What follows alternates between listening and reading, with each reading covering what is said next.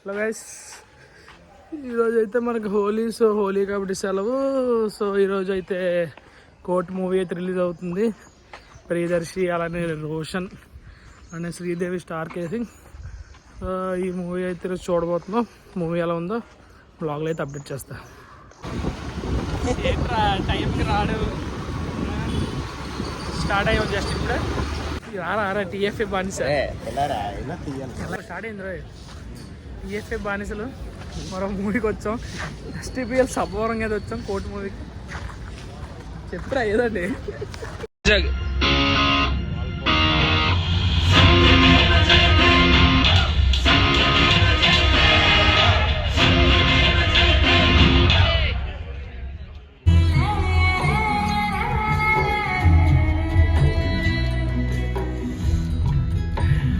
Court movie అయితే చూస్తాను. Movie అయితే చాలా బాగుంది, సూపర్గా ఉంది. మూవీలో అయితే మీకు స్టార్ కాస్ట్ చెప్తున్నాను. ప్రియదర్శి అలాగే ఈ సినిమా నాని ప్రొడ్యూస్ చేస్తున్నాడు. రామ్ జగదీష్ మన వైజాగ్ డైరెక్టర్, అలానే రోషన్, అలానే శ్రీదేవి, శివాజీ, వీళ్ళైతే మనకి క్యాస్ట్. సినిమా అయితే చాలా బాగుంది. స్టార్టింగ్ సినిమాలో అయితే మనకి రోషన్ అలాగే శ్రీదేవి మధ్య ఉండే ఆ లవ్ కానీ వాళ్ళిద్దరి మధ్య సాంగ్ అయితే బాగా హైలైట్ అయింది కదా. ఇవన్నీ కూడా స్క్రీన్ మీద చాలా బాగున్నాయి. సాంగ్ కూడా విజువల్లీ చాలా బాగుంది.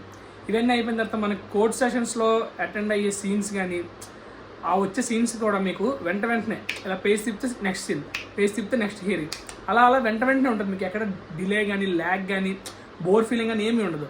స్ట్రైట్ టు ద పాయింట్ ఏం కన్వే చేయాలనుకున్నాడు డైరెక్టర్ పర్ఫెక్ట్గా కన్వే చేస్తాడు. సినిమాలో అయితే ప్రియదర్శి అయితే లాయర్గా చాలా బాగా చేశాడు. అలాగే శివాజీ అయితే మనకి నెగిటివ్ క్యారెక్టర్లో అయితే చించి పడేశాడు. అలానే హర్షవర్ధన్ కూడా లాయర్గా చాలా బాగా చేశాడు. సో బీజిఎం విషయానికి వస్తే బీజిఎమ్స్ కూడా మనకి సీన్స్ ఎక్కడైతే మనకి బీజిఎం ఉంటేనే బాగుంటుంది అనిపిస్తుంది, ఆ సీన్స్ అయితే చాలా బాగా బీజిఎంతో రిలేట్ చేశారు. సో అలాగే సాంగ్స్ ఎక్కడ పడితే అది పెట్టేయాలని, ఏదో సినిమా తీసాం కదా పెట్టేయాలని చెప్పి ఎక్కడ సాంగ్స్ పెట్టలే.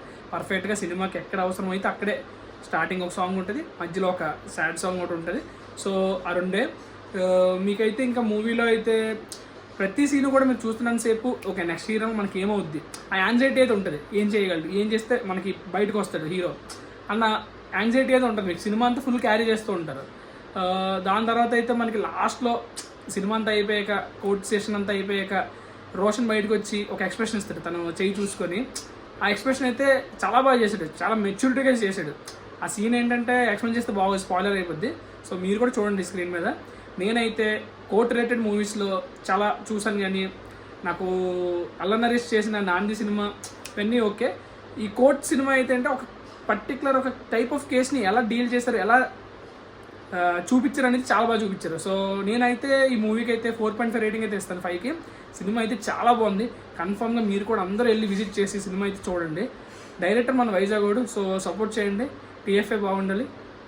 Please subscribe to my channel. Thank you.